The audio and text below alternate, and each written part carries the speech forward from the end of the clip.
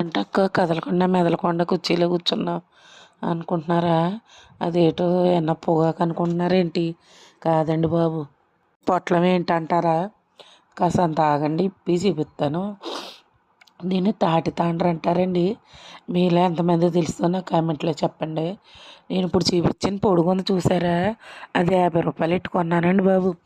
తాటి తాండ్ర మనకు సంవత్సరానికి ఒక్కసారి దొరుకుద్ది కదా, అది మరీ టేస్ట్ ఎక్కువగా ఉంటుంది అనుకునండి 50 రూపాయలది కొనేసానండి.